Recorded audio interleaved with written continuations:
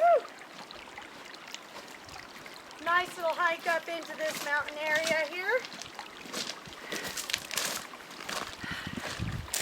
Out here today, going to be talking a little bit about the mini green high banker made by Gemstone. Basically, it's a real lightweight unit. As you can see, I'm carrying it with one hand out here. Got my battery pack and the rest of my supplies on my back. We're going to give this area a go.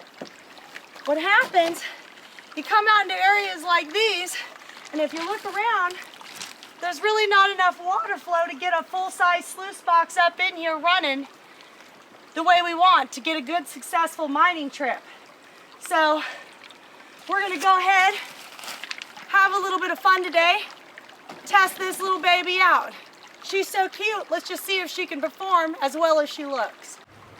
All right, so let's take a look at this little unit. It's nice, it's lightweight. It actually comes with a nice tub. The whole thing weighs less than 16 pounds put together. Part of the reason this thing even came about was in part to Jerry Keene from Keene Engineering. Amazing man. Put a lot of love and effort into allowing this product to even be manufactured in the first place. Big supporter of it. And this product is something that Keene is the main distributor of. So what I'm doing right now is I pulled my pump out. And so my pump is going to come over here, and it's going to hook right up here to the back side of the unit and slide on up. Now what I'm going to do is I'm going to go ahead and I'm going to take this little sack I have right here, and I'm going to place my pump inside of this. All right, so what I've done is I've put my pump inside this bag here. That's going to help protect it from picking up any of the muck from down here.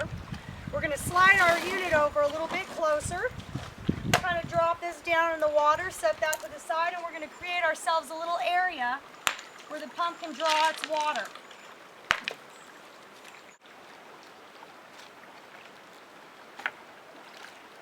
All right, now we're going to go ahead, get our little battery out here. Not going to uncover it all the way so that way the battery doesn't get all worn out. We're going to hook our positive to our positive side, hook our negative to our negative side, and we're live. So as you can see, the setup really isn't that difficult at all. Seems like we got a good flow, pump's working. Water running off is going right back into the area, helping to keep the water flow good for what we're doing here. I guess it's time to start doing some shoveling.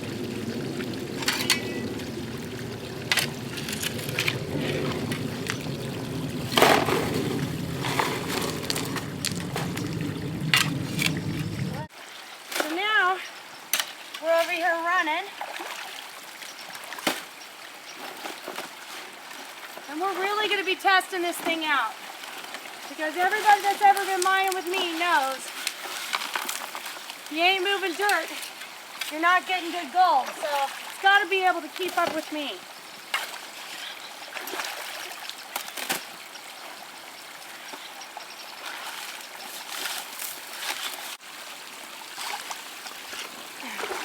So what I do is I dump a couple shovels, take it up here by the bracer bar, loosen it up, kind of let my tail ends run down off the back end. And what's happening is the smaller material is moving right on down to the lower level. This is kind of sort of an indicator mat. And if you actually look down here below, you're going to notice that even though I was piling pretty heavy, the mat's not loading up. The reason for that is the unique riffle system that's set up in here. It's called Hilo mat. That's part of what helps make this unit be so successful. So let's get back to feeding. You can use this top part as a higher angle, but what's happening is in this area, since I'm tending to put so many shovels in, I want to get a good rinse on the rock. So by doing it this way, at the shallower pitch, I can break it up here, rake it across down here, and go to my next shovel. And make sure that the rocks get good and clean instead of rushing off quickly. So now part of the reason we do this is in case we come across any clay. It's especially important in clayey areas to run it at a more declined position, so that way you can get a better recovery rate and a better wash on the rocks as it's coming off the back end. And what I'm doing right now is I'm mostly digging in tailings. So I'm going to go ahead and dig some on the rocky bar as well, okay? So now we've done some in the dry area. Now we're going to come over, or in the wet area, now we're coming over to the dry area.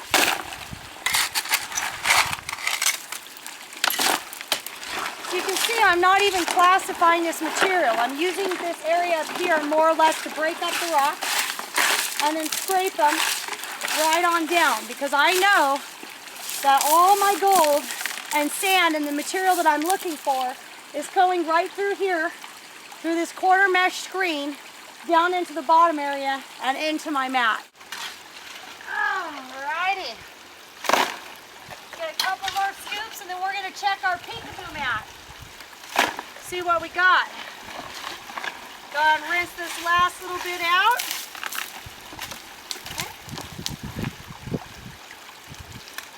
Okay, we're going to finish up getting the rest of these tailings off the back end. Kind of come down here and see what we can see in our peekaboo mat. I don't know if you can get a good look in here. Come on, don't be shy.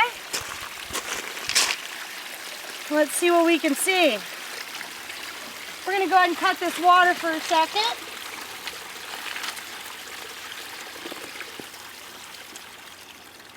Okay. We're going to push this a little bit up.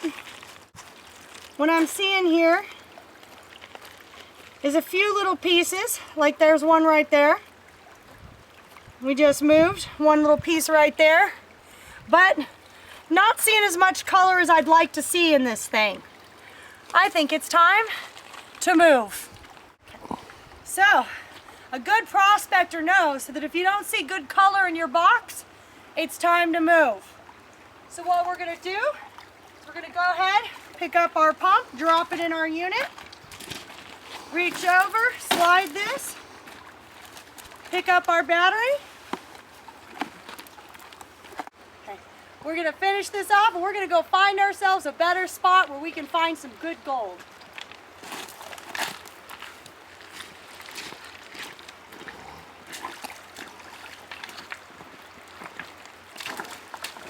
Cut.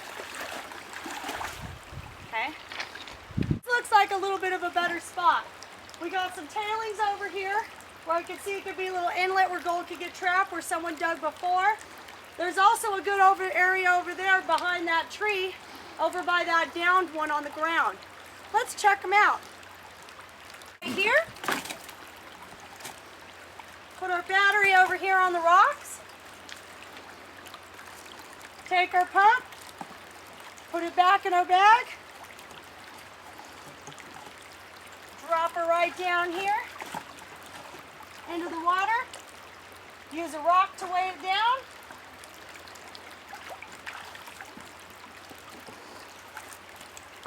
Grab our other battery clamp. Hook it back on. We're live. All right, so what I've done is I've came over here and I've gotten some of my smaller tools, because the truth of the matter is I really am going to be in an area where the water's not real deep. So what I want to do is I want to use something I can fill with water and classify, because I'm going to be pulling a little bit more dry material. So we're going to use the bucket sieve container, classifier screen with a sieve card to protect my screen from any of the impacts. And we're going to go test and do some sampling in some of these areas. Now, if I was using another unit, I'd be in a lot of trouble because it would take me quite a while to pack up and change and move places. But because of how light that thing is, I can get up and move as I need to and not have to worry about being limited to an area based on the type of equipment I'm using. I can use this piece of equipment pretty much anywhere I want to go as long as I have a standing pond of water somewhere. The other thing that's really nice is I can move a lot of volume with something, even though it's so small. And we all know that more material you move, the more gold you're going to get. Time is money, money is time. The more shovels I get, the more gold I go home with at the end of the day. All right, gonna throw some of my smaller tools up there. Fill up my bucket sieve container with water. Take her up here. And we're gonna do some sampling over here underneath where these blackberry bushes are. Blackberry bushes tend to act as a natural filter. So let's see if we see any more color here.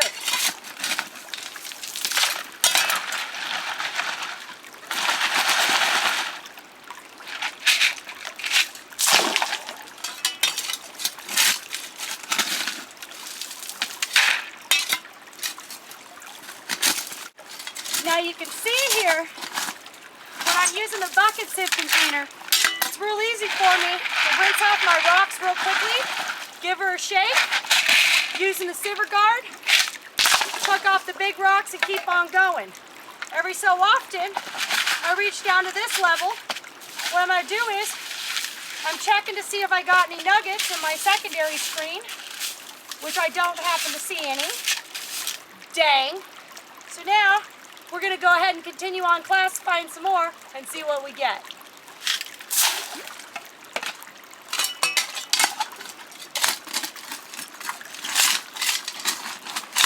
Okay.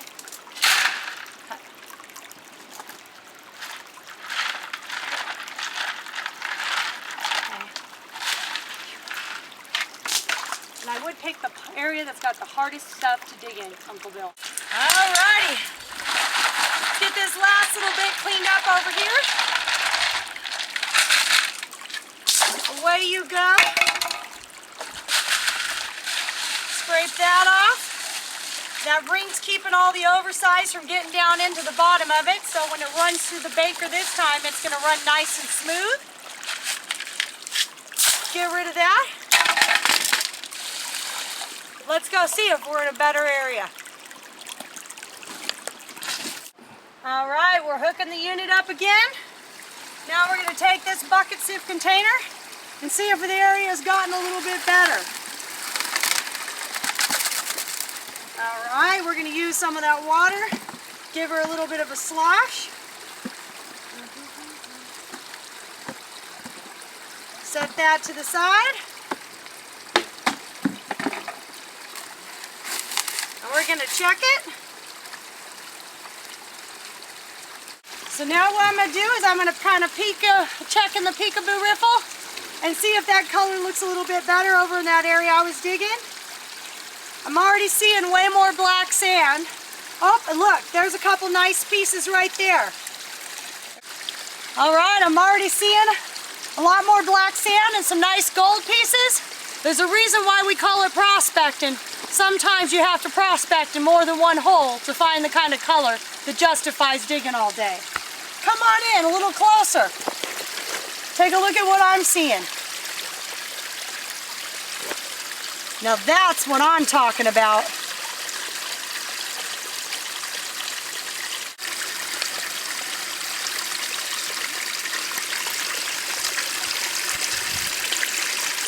Now that we know we got some decent color, I think it's time to do a little bit of a clean out and see where we're at. We're gonna go ahead and take this. Well, that ain't gonna work. I got an idea. Let's get that out of the way. Gotta love the bucket sieve container. 1,000,001 uses. Let's see if that'll work a little bit better. How about that? That's gonna work. Gotta love this thing. It's one of the newest products put out by Pioneer Mining. Invented by my dad. What can I say? He's a genius. I take after him. Don't let him know I said that, though. Go straight to the old man's head. Let's drop this right under here. Drop a rock in there. I think that's going to work. Go ahead. Step over here. Hook my pump back up. We're going to go ahead. Get the water going. Boop, chitty boop. Okay. So now we're going to go ahead. I know all my water's running right down into my bucket sieve container. I'm going to reach over, pull my first little pin, turn the mat sideways, let it rinse it right on out down the sluice. Set that right here on the rock. Go ahead, pull my little grate out. Check it for nuggets. No nuggets. Go ahead, set that to the side. Come down to this next level, rinse my screen off real good. Now you'll notice we hadn't gotten an opportunity to talk about this before, but it's got this nice little number 8 screen underneath here. What's nice about it is it forces that smaller material to get pushed through and be protected in a little gap that's created right here. So that way when I'm power feeding, I don't have to worry about any of the bigger rocks dropping down in the riffles and creating a washout area for the gold that's in the riffle. And what this actually does is it creates a very nice low velocity area for the flour gold to settle right down up into there in the top of this box. Go ahead, set this to the side. Now I'm going to reach over, grab this last pin, pull that pin right on out, set that with my other pin. Now I'm going to come back to this back end. I'm going to go ahead and give you a second to get over here with me. And we're going to go ahead and just slide this mat right down into the bucket sieve container. All the rest of the water is rushing any of the gold that's caught in the mat down into it. Boom, boom. Flip it over. Boom, boom. And look at that clean out. Talk about easy. Gotta love the design of that high-low mat. So I checked the mat. I'm not seeing any more material in there, so I'm going to go ahead, cut the water to my pump. I'm going to go ahead and set this device back together again. Slide my mat right up there. Reach over, set that high-low riffle mat right back up in there. Step right here, reach over.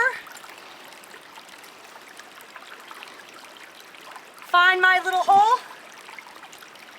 Oops. What I'm doing is I'm just hooking this right up behind the top riffle of the mat. She's already back in.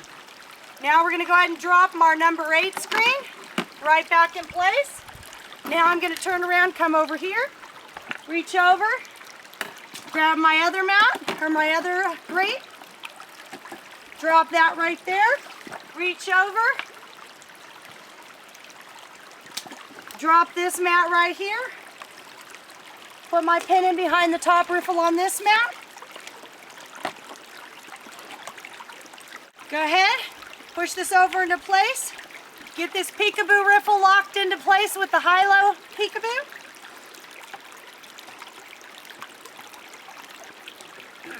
Okay. Now that I got that last little piece locked in, when I get done doing my clean out, she's already ready to go.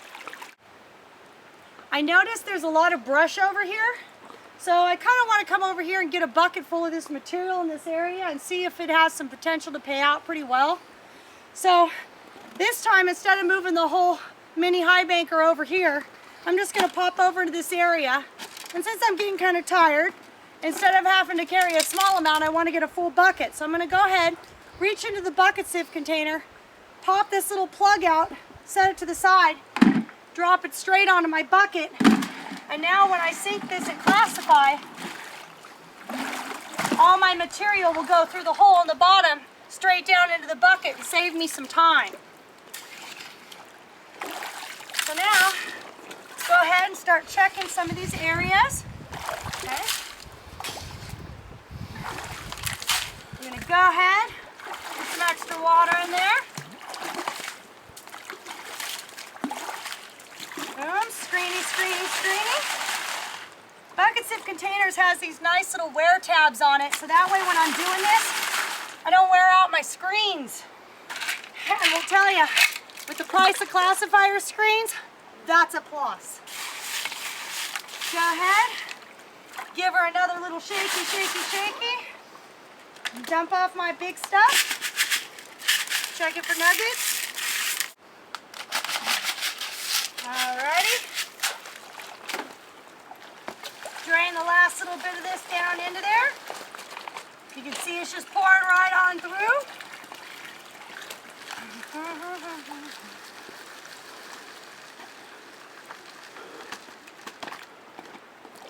Drop my plug right back in it. Now I got a bucket.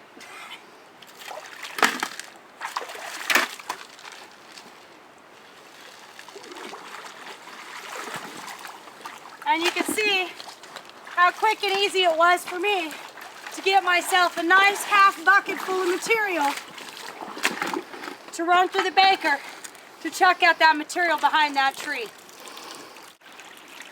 So now we're going to show you the other good use for a bucket. Place to sit your booty. Going to reach over here, take my bucket, grab my bucket sieve container, got myself a nice little table, come over here, grab myself my gold pan. I'm going to go ahead, take my material, dump it right down into my gold pan.